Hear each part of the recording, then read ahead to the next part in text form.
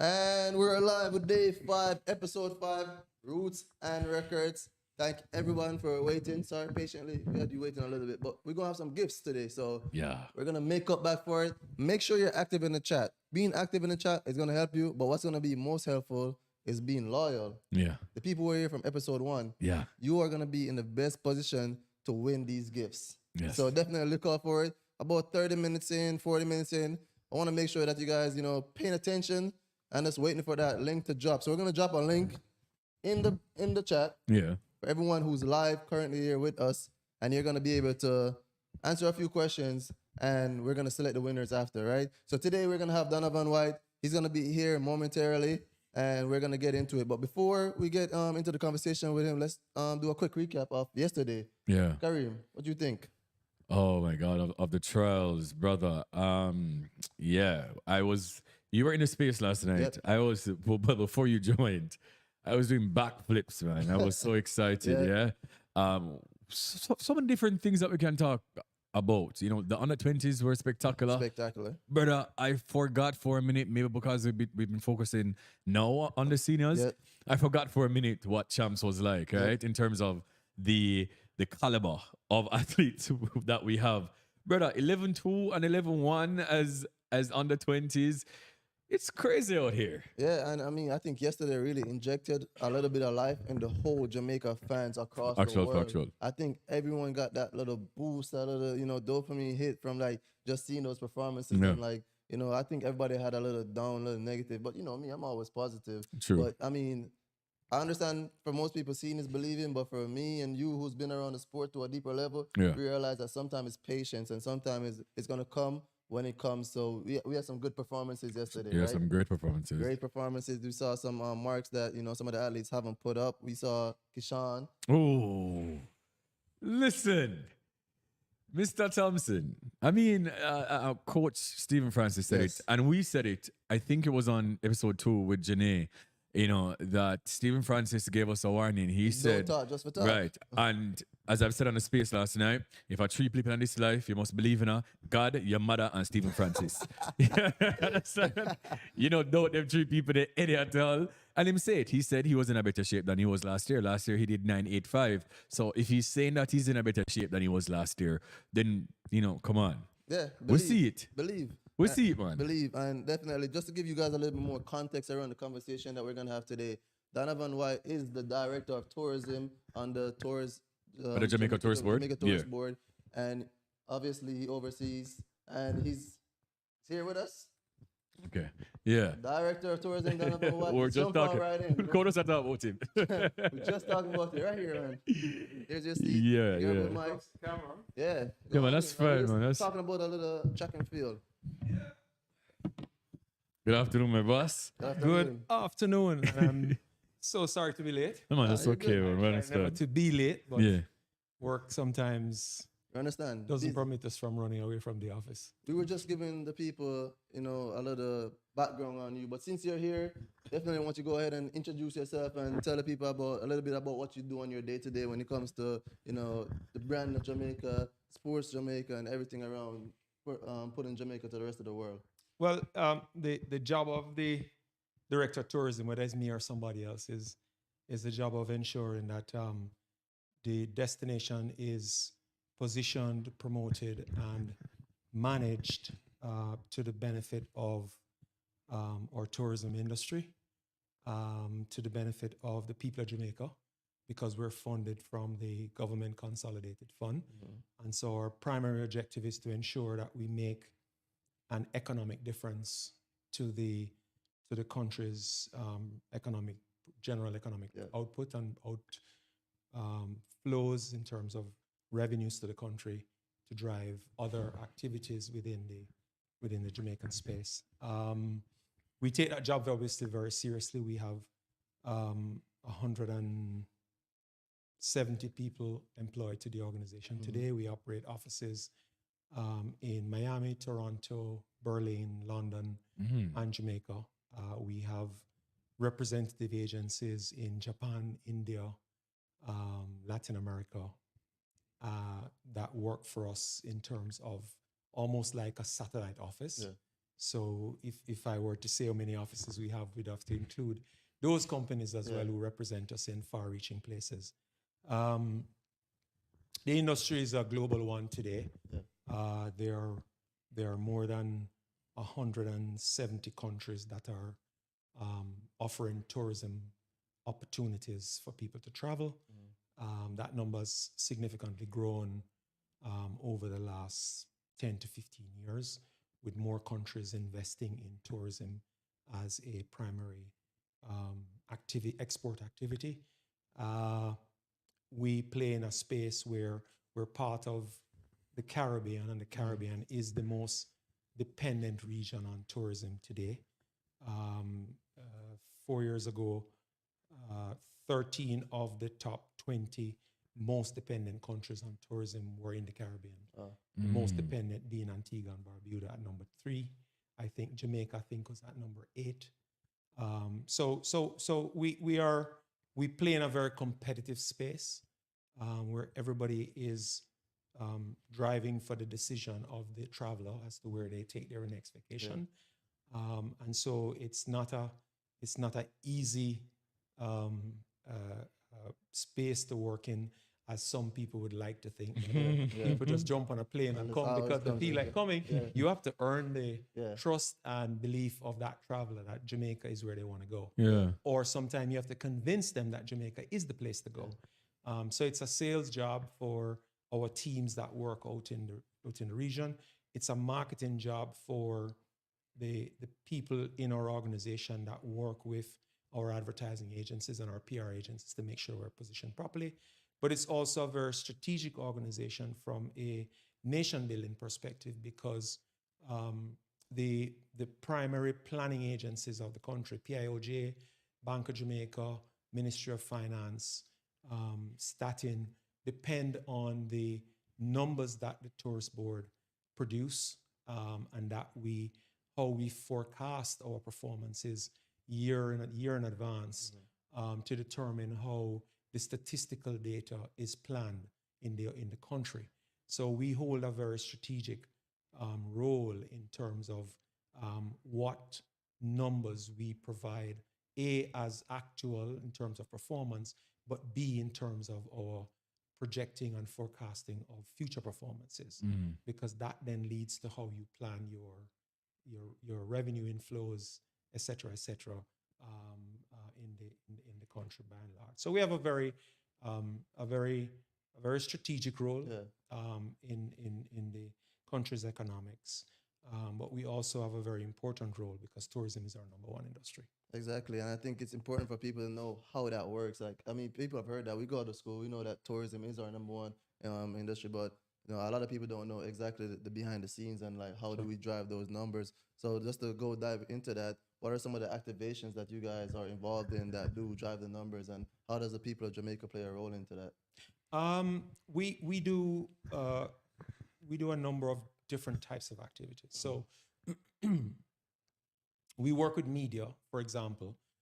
We bring media into the country on a strategic basis through the work with our PR department and our PR agency, which is based in New York, London, and Toronto, to give them opportunities to write interesting things about Jamaica, and to take them to interesting places in Jamaica, but also to give them an opportunity or a window to understand our culture, our people, and the things characteristically that drive visitation to the country.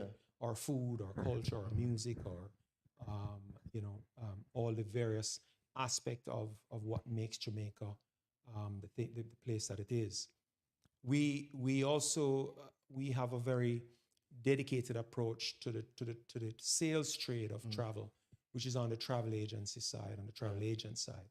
We have what we call a Jamaica Travel Specialist Program that has today over 47,000 travel agents enlisted. These are specially trained travel agents on Jamaica. so they can sell Jamaica better than most Jamaicans can sell Jamaica. And that's their job. That's You how they know, earn their I've living. always said though, like I feel like tourists have been more places in Jamaica Yeah. than me. Like, Absolutely. I feel Yeah. like that's a fact. Oh yeah, Yeah. and these travel agents, they're not Jamaicans, but they know Jamaica inside out because we have familiarization programs in the tourist board that brings these agents to Jamaica on an ongoing basis throughout the year Yeah. to familiarize them or refamiliarize them with different aspects of the destination. When we have new product launches, new hotels, new attractions, new things happening in the destination, we also bring them in to give them a chance to touch and feel and have the experience so that they're better able to sell it and convey it to their clients. Then we have our airline partners and our cruise line partners and our tour operator partners who control the demand side of things. If we don't have air seats, people can't get here because they can't swim here. Yeah. So it's a very strategic discussion, strategic opportunity for us every time we face the airlines to create reason and business cases for them to fly more planes to Jamaica. Similarly with the cruise lines, the same thing. Cruise lines are always looking for opportunity to broaden their base of where they sail to and where they take passengers to. We always try to position Jamaica as a destination. We have a unique cruise product. Most Caribbean destinations have one cruise port, probably the exception of the Bahamas. We have a port in Kingston, one in Ocho Rios, one in Montego Bay, one in Falmouth. And there are other ports opportunities in Jamaica that we're looking to redevelop. Also, there's a port in Port Antonio.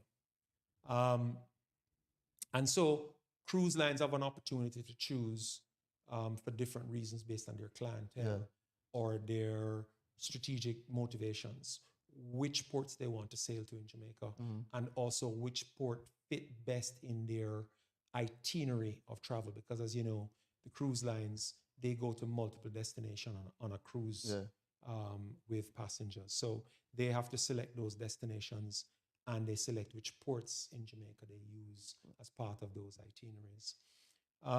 The tour operators is an interesting segment of our business that we are locked into and treat as a very critical part of how we do business because they act almost like a wholesaler.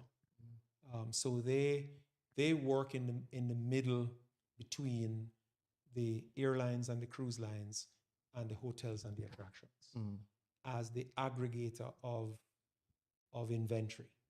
So they aggregate inventory from the airlines, which is seats, cruise lines, which is beds, hotels, which which are beds, attractions, which are tours. And they package that. And they have syndications of travel agents and travel agencies that sell those packages for them. Also in that space are like your OTAs, your online travel tour operators, like your Expedias and your Bookit.com and so on and so forth. Again, they act as aggregators of services that they can package for a price that then goes to the consumer. So again, I could go on and on because there's so much more I could talk about. There's many different facets, in basically. the business, but it really is a very deeply connected back-end operation that we are strategically, like every other tourist board, is strategically injected in to marshal the important levers to the benefit of your destination, which in our case is Jamaica. I have a two-part question, right? Because you said something pretty interesting that it's a constant discourse, especially on social media amongst Jamaicans, that number one, the accessibility to, the things that the tourists can, access is kind of limited and or too expensive for us here within our country. And number two, I really feel like we really don't know our country, right? When my family members would come here, I am seeing places in Jamaica and I live here, right? Like I am like learning about these, secret hidden beaches or whatever the case is, and I just really feel like we don't try to explore Yeah. the country enough, and then we complain that we don't have access. So it's kind of twofold, right? Yeah. So those are my two questions. How can we really, ensure that Jamaicans really get to experience Jamaica Yeah. like the tourist does, Yeah. and also what can JTB do to promote these other attractions within the country that we might not know of? Let me answer that in two ways. I think the first way I would attempt answering is, I think every Jamaican should have a personal responsibility to know their country. Yes. And no tourists, no tourist board, no government should prevent you or object you from knowing your country. As a child growing up, my father made sure that me and my brothers and sisters knew our country. On weekends, we would drive out. He would take us to the Blue Lagoon. He'd take us to rafting on the Rio Grande. He'd take us to Berrydale. He'd take us to Bussa Festival in Swift River. He'd take us to go view the Blue Mountain, Reggae Falls in St. Thomas, et cetera, et cetera, et cetera. We'd go to beaches in Clarendon, in St. Elizabeth. My mother is from St. Elizabeth. St. Elizabeth is my favorite parish. Oh, same. My point is that I think people have to take a personal responsibility and not blame somebody else for not knowing what you should know. Right. The other thing is I wish would be something that we take more seriously. When I went to school at primary level, they taught something called civics. We don't teach that in school anymore. But it is so important because it teaches you about your country and about the people and what they've done in your country. So you have a greater appreciation for your surroundings and the people who make that surrounding possible. Yes. Historically. I think those things are missing from some of the people who complain today that tourists is preventing them from knowing their country. I don't know how any tourist could prevent me from going anywhere in Jamaica that I want to go to. I really genuinely want to go to. I think also that from a tourist board perspective, we make nothing we do is a secret. We have a website that is published to the world, including Jamaica, called visitjamaica.com, that tells you and gives you every opportunity that a tourist have to engage a package, engage an opportunity to buy into, to get information, to get more information, to ask questions like anybody else can. So there's absolutely no excuse, really, when you think about it, for having, if nothing else, information. And as far as I'm concerned, motivation has to be intrinsic in this respect. So you have to want to do it. And if you have the motivation to do it, really, there's nothing that should stop you. The issue of cost and all that is again, something that is a personal responsibility. If you want to, people in Jamaica that want to do anything they want to do, they find a way to do it. They either save to do it or, whatever means of enabling themselves to have that experience, they'll get it done. So tourism is no different. Or let me not say tourism. Knowing your country is no different. And if you have the motivation to do it, you can get it done. Yeah. 100%. And I mean, so far we've definitely dug into the roots of everything that we're going at for this podcast. But right now I want to talk about the records. And I know that you're a big sports fan. I've seen it. Huge sports fan. Before I get into the specifics, I want to know a little bit about your history with sports. Given that you're director of tourism, and it's nice that sports fans are going to see that somebody who holds this position in our society knows about the culture. Knows sport, not just like man bold. Knows it on a deep level. Tell me a little bit about your history with sports and how you came to be such a big sports fan. Because sometimes I get some information from you, and I was like, okay, you know what I mean? You wouldn't think so. Like, fill me in on that. Sports for me has been, for a large part of my life, a way of life. I grew up playing most sports. I did track and field probably as my primary, but I also played football. I played cricket, played a little bit of tennis, played some basketball. In school, I did track, ran at champs, won medals of champs. Which school is that? Kingston College. Oh, Two Oh, bro. JC on the Kingston College man. Can we Walking just up. end the interview now? And at no point during my champs career did JC finish in front of You know the what? champs. Oh, wow. look. I'll take it. Okay. Yeah, so But funny enough, I had some really good friends at JC. Yeah. In fact, my best friend till today Yeah. is a JC old boy. We have this KC JC fight all the time, but it doesn't affect our friendship. Another great friend of mine who you guys may know is Kirk Dyer. Kirk and I ran against each other 84, 85, 86. And I won champs in 86, won silver and bronze medals 87, 88.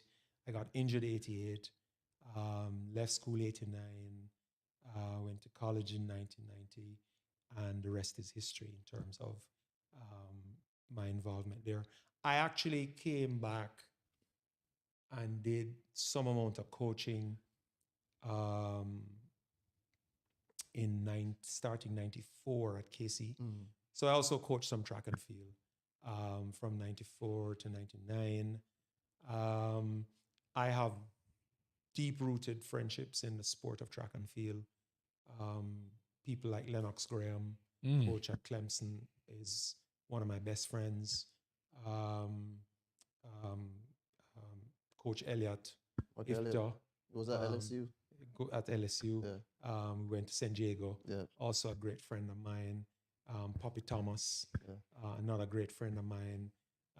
I've known Mr. Mills since I was 13 years old. Frano was in high school when I was in high school, though he was in sixth form at the time. When he did shot and discuss at champs. So I the people that are hugely successful in track and field today are people that I grew up amongst, and have had long-standing relationships with. So when track season is on, I'm very in tune to what's happening around the world with our athletes. But more importantly, I do a bit of analysis of their performances against the rest of the world and so on. I do that privately. I don't do a lot of it. I don't do a lot of it Because I was about to ask you. I've had the pleasure in 96 and 2000 of being part of the broadcast team of CVM. Then I worked at CVM to cover the Olympics and the World Championship that was in between those two games. And that was a great experience for me. And I haven't done much of it since, but my knowledge of the sport and involvement in the sport remains. I also have deep knowledge and interest in football. I'm sure you see that a lot on my Twitter timeline. I'm a Man U fan. Unfortunately. Deep Man U fan. In fact, I'm a card-bearing member of Manchester United. I make no bones about that. And I criticize them as much as I cheer them, but it is my team and will always be. I'm involved in football locally in Jamaica. I'm the president of Waterhouse Football Club. Have been for the last 12 years. I have been involved with the club for the last 26 years. And the work that we do is it is all voluntary work. It is all community work for the betterment of that community. I'm not from Waterhouse, but I was introduced into the club by someone from Waterhouse, who's also my good KC friend, Leaford Grant, who is now a track coach at KC. So you understand The circle, my inner circle of people that I interact with on a regular basis are all either connected in sport one way or the other, and have all been friends with me for the better part of maybe 40 years. So there are deep-rooted friendships that I value significantly and I treasure and protect very greatly. Yeah, so tourism, big part of your life. Mhm. Sports, a big part of your life. Mhm. So they must come together at some point. We're here now, the Jamaican Olympic trials. Yeah. We're gonna pick the best athletes in the nation to go represent us internationally Yeah. at one of the biggest The you know, biggest. stage in the Yeah. world. Yeah. How does that tie in with sports and tourism? I think this topic always comes up, the issue of sports tourism, and I always try to respond in a way that unveils the missing component. Sports tourism is not about the fact that you produce great talent.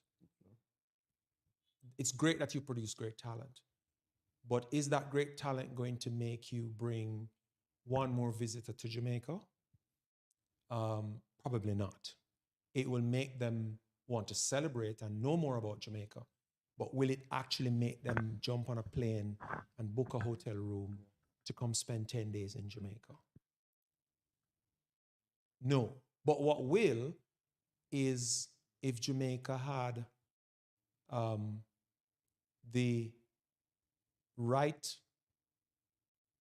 scale of infrastructure, sporting infrastructure, to attract global size events that will then bring people to fill stadiums. That's sports tourism. Are we talking about something like champs? Champs is one. Yes. So champs is a great segue because champs bring people to Jamaica. Yes. So that is sports tourism. Yes. A lot of the people who come to Jamaica for champs, though, are Jamaicans. They're Yes. Jamaicans who come from the diaspora. Yeah. Yes. When you're talking about sports tourism, is can I build a product around sports and the hosting of sporting events that forces hundreds, thousands, tens of thousands of people to get on a plane, book a hotel room, to come to Jamaica, to be here for this event. For example, at this particular moment, the United States is in the middle of hosting the Copa America, the T20 World Cup tournament, part hosting with the Caribbean. They're in the middle of the hockey finals, the NHL finals.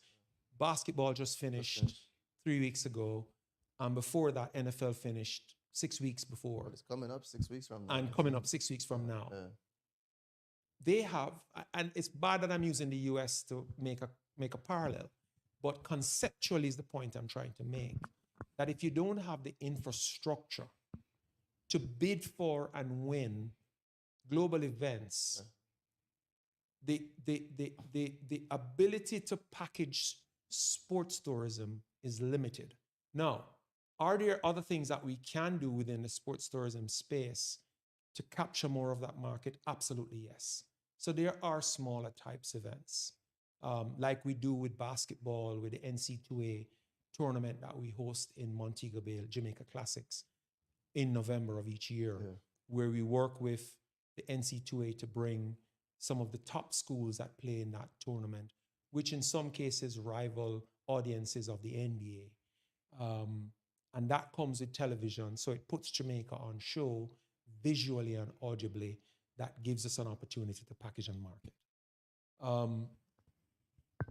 There are other types of sports like tennis that gives us a window of opportunity because we have some facilities, not the greatest, don't have the greatest fan spectatorship or spectator facilitation. I know the Ministry of Sport is working aggressively to refurbish and reimagine and reposition our national stadium, and that will give us another anchor point to do bidding for large events. But that's something that's missing in our ecosystem that prevents us from truly marketing the destination as a place where you can bring large events. Think about it for a second. When you think of large events, let's not use the big ones, the Olympics and, the World Championships and the World Cup, but like World Juniors. a World Juniors. I was thinking that, We've hosted a World Juniors back in 2002. 2002, yeah. But it took us 4 or 5 years of bidding and planning and pitching to win that bid. In the same way, you have global events that are bidding and pitching 8 years in advance, 12 years in advance. They're getting ready to announce who will host the 2032 World Cup. That will be announced very shortly. That's 6-8 years away, right? So if they're ready to announce it, it means that the pitching period was probably 3 years before, 3 years ago. Yeah. So you have to be in a state of pre-planning if you want to attract the big events that are going to bring large wads of people to Jamaica. And that essentially is the nexus in sports tourism. Now, you can have sporting events, international sporting events, that just don't give you that nexus. So it will attract great patronage from your local audiences. But will it create the demand for a traveler to get on a plane and come to Jamaica to view that event, or go to Paris for the Olympics, or go to China for the World Championships, or go to Saudi Arabia for the World Cup, et cetera, et cetera, et cetera, et cetera. Yeah. So it really is getting to a place where we are able to afford the creation of better facilities, education of those facilities, and the partnerships needed to twin with those facilities to pitch for big events. Because those big events pitching it's not going to come from the tourist board. It's not going to come from JAMPRO. It's not going to come from the Prime Minister's office. It's gonna be in tandem with them, but it has to be that it's somebody in those markets, in that business, that knows how to weave between the lines to make the right pitch, to put Jamaica front and center in a way that puts us in a good position to win those events. Yeah, I mean, it's something that we've obviously have had a lot of discussion about, moving forward, being a country that can, in fact, host these events. The discourse is plenty. I'm sure that you've seen a couple on social media, but what is not a quick fix, obviously, but how can we mitigate that and do it quickly, right, to move along with the rest of the world? Because obviously we're lagging behind, right? We would like to host once again World Juniors or some international football matches, but obviously we don't have the facilities to do so. Once again, we do know that the ministry has said that they will be, as of next year, revamping all of these facilities, but is it something that can be done in the next couple of years? I know of a lot of, areas within Jamaica, Montego Bay, Clarendon. There's so many different places that we can actually, work on, right? But is this coming anytime soon? Do you see it happening? I think, in fairness, I have to put on my pivot hat for a minute and just say that, in fairness to the government of Jamaica, governing is not easy. Absolutely not. And the choices between building a stadium for an event or for future events versus making better roads, making water available, building hospitals, and managing the economy properly are hard choices, and sometimes don't always align with what a sports-minded person like me and you want to see happen. And that's not easy. That's pressure crunching decision making that can work for you or against you. Yeah. And I think we have to appreciate that the people who you put in place to manage those decision making are doing so in the best way and with the best resources they have available to them. Whether or not we can do the stuff, the infrastructure needs, or match the infrastructure needs that sports have, which is such a big part of our culture, in the short term, I am not sure. I can't answer that.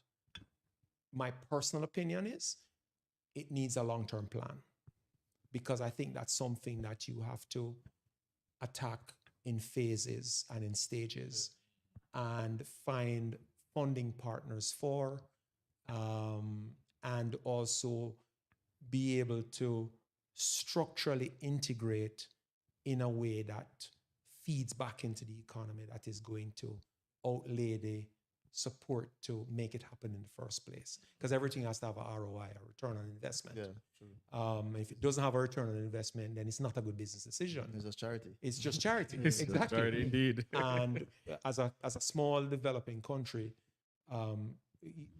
you can't be using hard paid tax dollars to do charity. Yeah. You have to be ensuring that the return on that investment that you're making Yes. is to the benefit of the people of Jamaica Yes. in every sense of the word. So again, governance is not easy.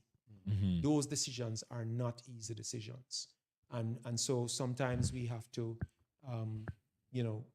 have the hard discussion, but at the same time understand that as a people, we can't have everything we want today. Yeah. Some things take time, some things take a deeper plan, Yeah. because they're harder decisions to make, because they compete with other immediate needs Yeah. of the country that have nothing to do with sports. Yeah. So the sports loving people Yeah. will always want to get it done tomorrow, Yeah. because we want to go watch sports, It's not possible. but it's just not possible. It's not I possible. think that's a great answer, especially for the people who are saying like, "Yo, fix up stadium, no, fix up stadium." But like, in terms of like what you just said, just truly explain that. Like, Yeah. they're only thinking about stadium because Correct. that's on their mind. But what about all the other initiatives that Absolutely. should be taken care of? But before I go into my next question, I just want to say, everybody who's watching the live, thank you guys for watching Roots and Records. This is episode 5. It's been a great week. Happy to have the director of tourism here talking to us. Right now, we're gonna drop a link in the chat, and anybody who's been watching from episode 1, you should be able to get these questions right. You get these 2 questions right, you're gonna be able to win a dinner for 2 at the Spanish Court Hotel. And thank you guys for watching us this week. Looking forward to having the guests on tomorrow, Veronica Campbell Brown. Looking forward to that one. And then Sunday, might have a special guest. Stay tuned. But for right now, definitely want to reward you guys for all the loyalty. So, director, next question I have for you. In a perfect world, how would we have capitalized off Usain Bolt's brand?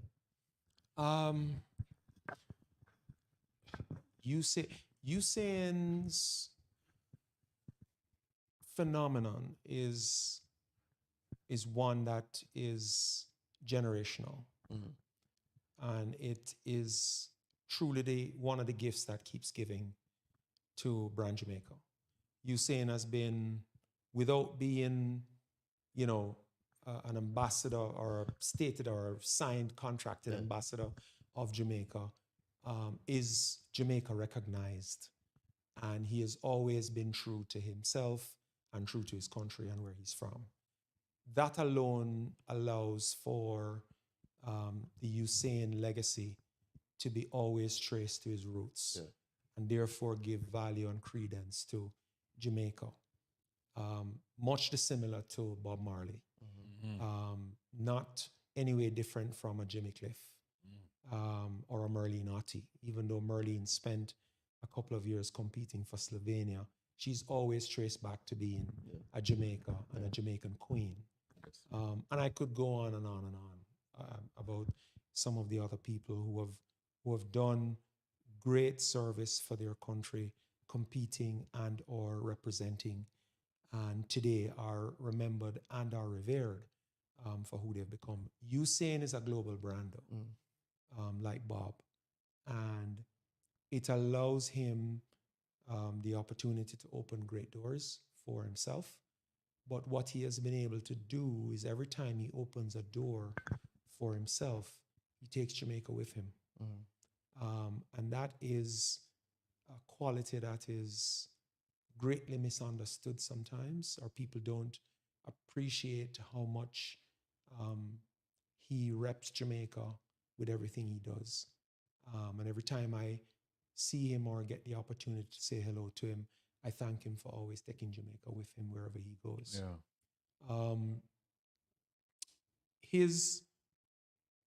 What he has created in terms of being the world record holder for the Blue Ribbon event, the 100 meters, and as well the 200 meters, is that in every conversation about the most talked about event in sport, which is the 100 meter, in track and field, which is the 100 meters, you cannot have that conversation without talking about Usain. Yes.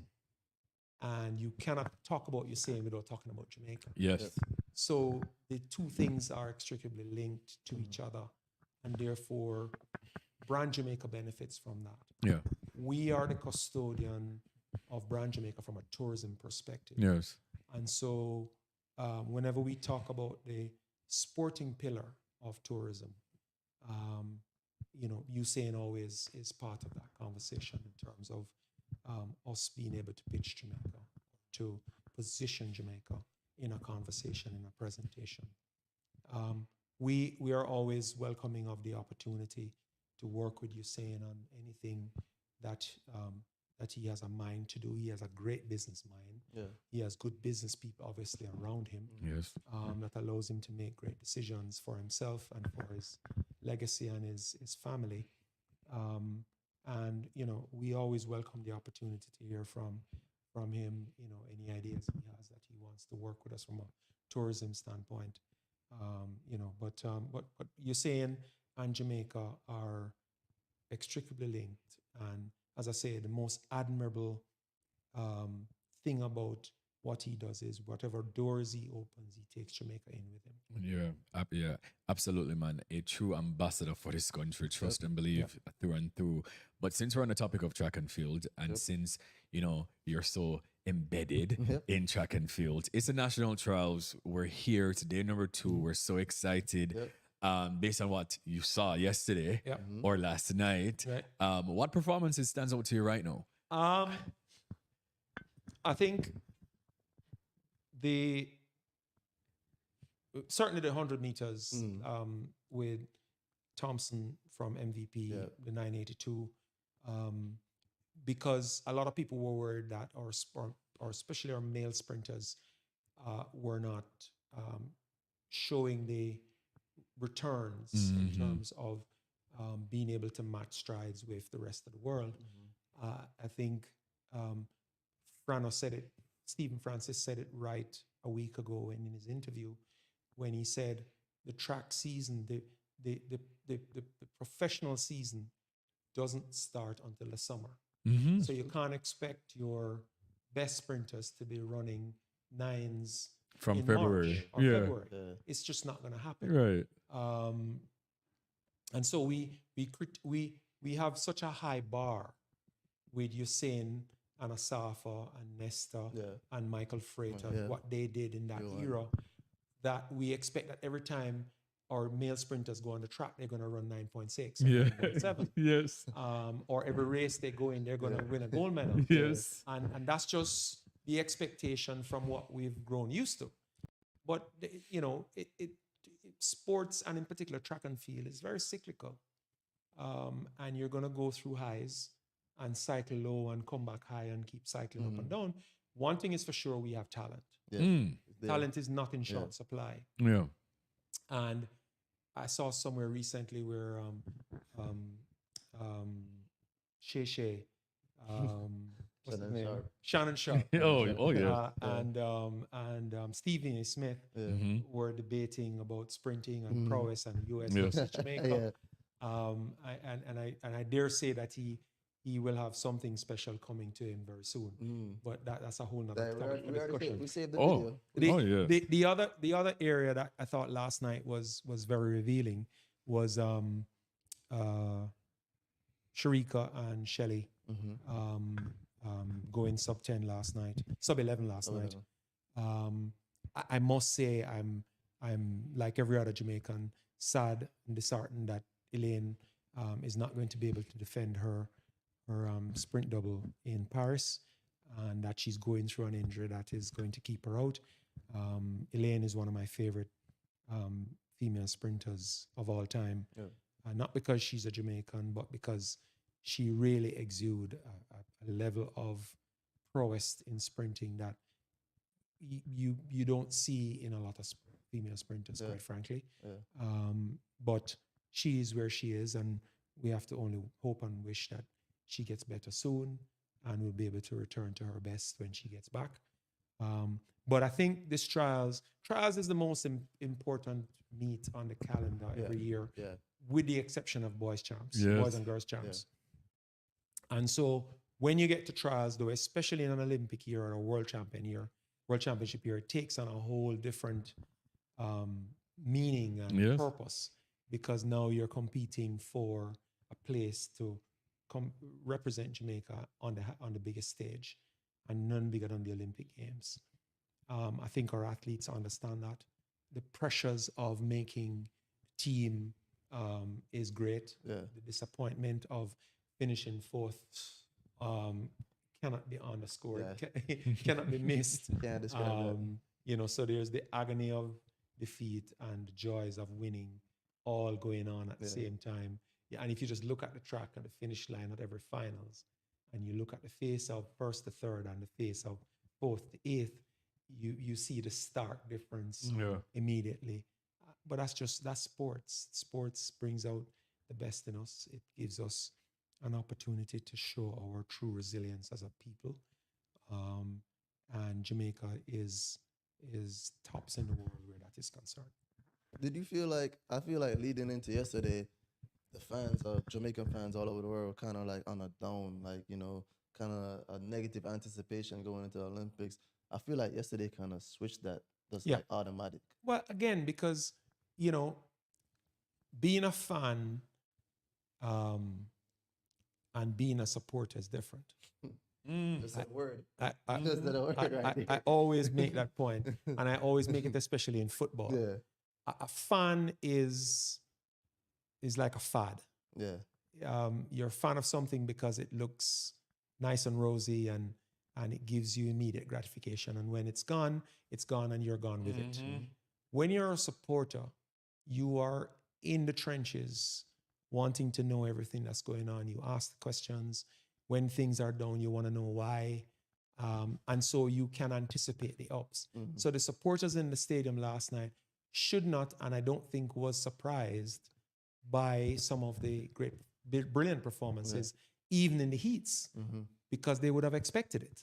Because they would have been following and tracking the athletes and know what they're doing and how they're preparing and how they're prepared. A word I introduced on Twitter the other day, I don't think I introduced it, but I certainly placed it, because I don't think a lot of people understand it, especially in today's world of peak performances. It's periodization. And periodization just means the ability to maximize peak performances when you need it. And so you're preparing to have your peak performance at the Olympics. And therefore, the level of training and loading that you go through cycles up and down leading up to the Olympics. And so you may have good or bad or no performance at all leading up to it, but you're training with an objective in mind, and your periodization takes you to that objective. And more of our fans need to understand that, so that they don't get so disappointed or overjoyed unnecessarily. And it's something that I see all the time, and every time I see it, I'm just saying to myself, our Jamaican coaches, all right, and I believe this through and through. And it's maybe, for the US athletes and the indoors and things like that, I feel like our coaches have this propensity to, by trials time, all athletes are ready. I'm not worried about from January to Periodization, it's to me. To Periodization. me, that's nothing to me. Right? I don't care what they're doing.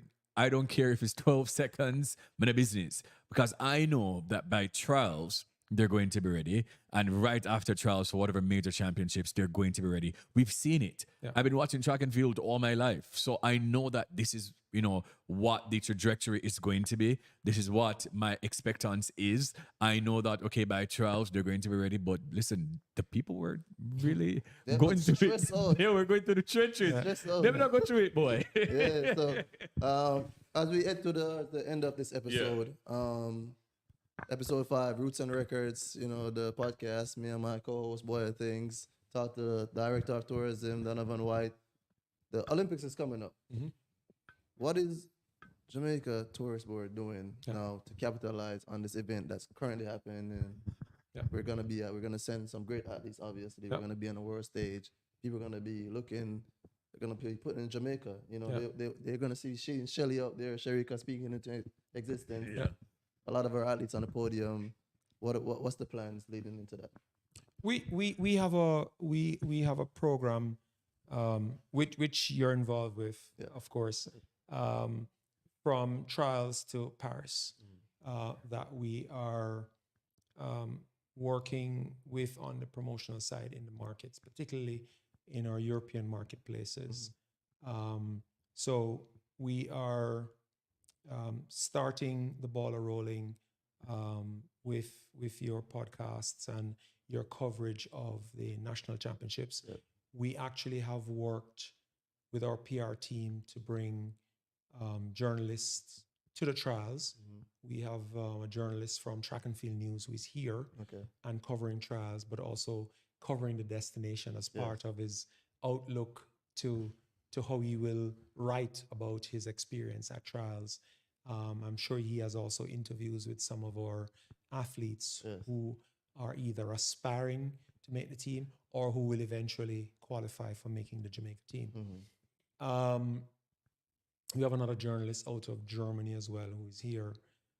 And I mentioned Germany because from the trials, we will follow the team to their training camp as part of a discussion and agreement we now have with the J3As to be present at the training camp in Stuttgart, Germany, where we will seek to bring a level of promotion and recognition around the team being there in that city for, I believe they're going to be there for 12 days. 12, 14 days. 12 or 14 days. So we'll be on the ground supporting that, but also using the opportunity to engage the athletes and to engage our audiences in that market space.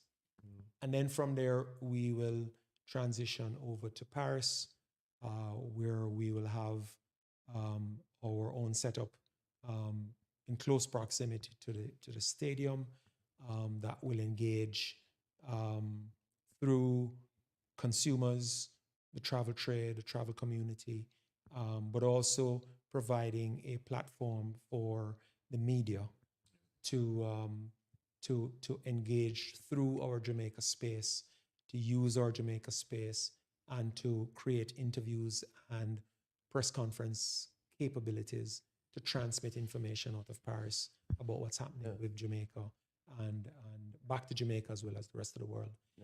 So we're looking at a more media and promotion engagement of the Jamaica's involvement in the Olympics, from the trials in Kingston to the Olympic Stadium in Paris. Yeah, and I love how tactical the JTB is being with it. Like, as you said earlier in the interview, right?